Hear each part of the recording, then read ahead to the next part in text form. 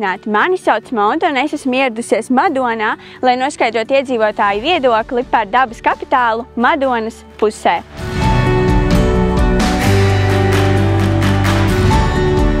Smeceres sils.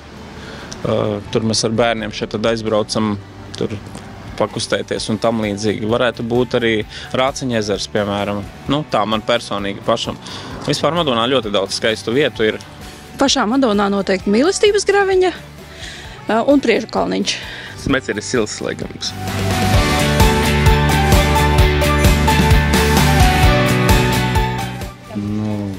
Vai ir 7000 gadi. Pēc novasa plūdiem ir veidojušies purvi, nezinu, ziemas, vasaras un tam līdzīgi.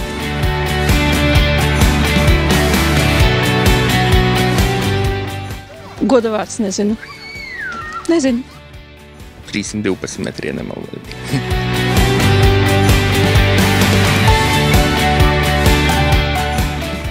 Dabiskā pļava ārsniecības augi.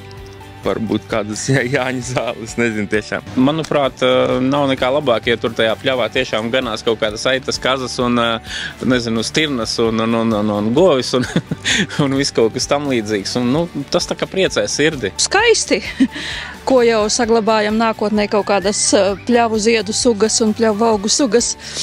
Un treškārt, tas, man liekas, vienkārši ir mūsu pienākums to visu saglabāt. Daba ir daba. Kas ir labāks par dabu jau? Grūti pateikt. Pats labākais tas ir tas, kas ir, var katrs izbaudīt. Neko nevajag priekš tā.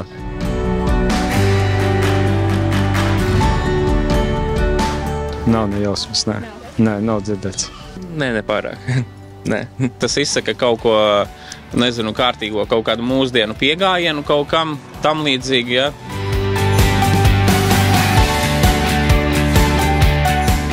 Droši vien, ka tas ir runa par kaut kādu Daugavu vai kaut ko tam līdzīgu, ne?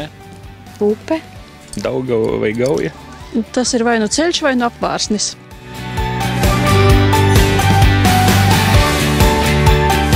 Lielas izmaiņas nebūs, var vienīgs kuju kaut kas paliks mazāk sakarā ar silto klimatu. Es ceru, ka viss būs labāk iekārtots. Jau ir labi iekārtots, bet cerēsim, ka būs vēl labāk. Sakopta zaļa. Ja cilvēks ar savu kaut kādu bezatbildību vai kaut kādu augstprātību un kaut ko tam līdzīgu neizpostīs to, kas ir, ja, neieviesīs kaut kādas savas korekcijas, ja, nemēģinās Dievam aiziet pa priekšu, tad, man liekas, viņa tāda arī būs. Un iespējams, ka kādā vietā būs pat vēl labāka nekā šobrīd. Sakoptāka, dabiskāka. Domāju, ka stipri nekas nebūs mainījies.